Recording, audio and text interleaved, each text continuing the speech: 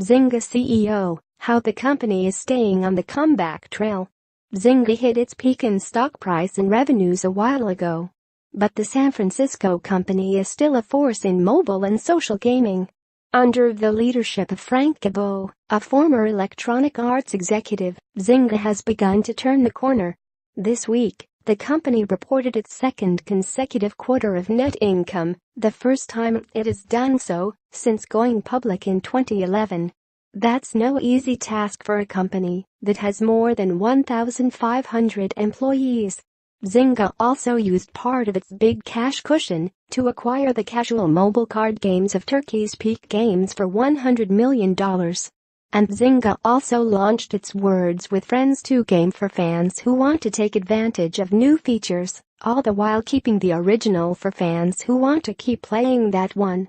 Overall, that's a pretty good week.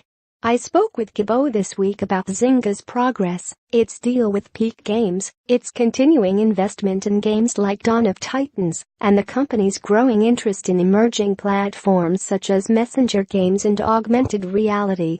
Here's an edited transcript of our interview. Above, Frank Gibeau, CEO of Zynga. Frank Gibeau, we had a pretty good quarter. The turnaround is chugging along. We had a good Q3. We beat on revenues and bookings. In fact, it was our best performance in 4 years. Our 5th consecutive quarter of growth across bookings, 7th consecutive quarter of EBITDA growth. The finance department was really excited that for the first time since going public, Zynga has delivered 2 consecutive quarters of net income. We're seeing strong cash generation. Cash flow was $35 million for the quarter, up $14 million year-over-year. On a bookings, profitability, and cash generation standpoint, we did really well against consensus. We feel good about the momentum. In particular, mobile was way up. It was up 33% year-over-year. In terms of our total take, it's now 87%. We're closing in on becoming purely mobile, which is good. Audience was up almost 20% at 19 million DAU. We hit an all-time high in terms of our mobile user pay, which was up 20% year-over-year. The momentum keeps going in our mobile business. It's largely driven by Zynga Poker, CSR2, and Words with Friends. Poker had its highest quarterly mobile performance in the history of the franchise. Revenue was 78% up year-over-year. Bookings were up 81% year-over-year. The challenges and leagues we keep adding features to those 2 beats, and they're really working well. We've just introduced jackpots as another feature in the mix. We're pleased with the performance on Zynga Poker so far. CSR2 had a great quarter.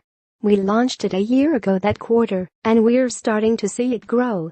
Mobile revenues were up 8%. Mobile bookings were up 12%.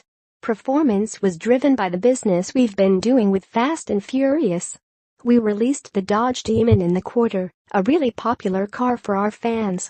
We did a 70th anniversary event with Ferrari, where we put about 6 of their cars in the game. It was huge in terms of engagement and reactivation. Words with Friends had its 8th anniversary in September.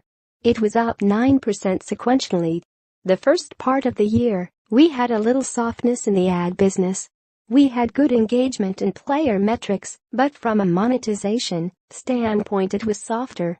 That's starting to bounce back. It's up 9% sequentially and up 10% in mobile bookings. One thing that drove that is we released a social dictionary, which includes 50,000 new words. They've been played 33 million times since we introduced them. It had a really positive impact on player engagement. If you look at the story of the quarter, it was the continued performance of our forever franchises, strong momentum in mobile, and then beating consensus and guidance. We're very excited about where we're at. We do have some additional news. We're actively trying to grow the company, and we're pushing live ops really hard. We're also introducing new games. This week we're excited to announce that we're releasing Words with Friends 2, a full sequel. It's adding new modes and new ways to play. We've added a single-player challenge mode that allows to take on AI through a series of quest challenges. It's a chance to continue to play the game while you're waiting for your friends to make their moves, which was a big part of player feedback. We've also added a new team versus team mode, where 2 players can take on 2 other players in a kind of lightning round. It appeals to the really hardcore players that are looking for the ultimate challenge there. You'll still be able to play the original game. One thing that I'm very much making clear to the teams is that, if it isn't broke, don't fix it. There's a lot in the sequel that will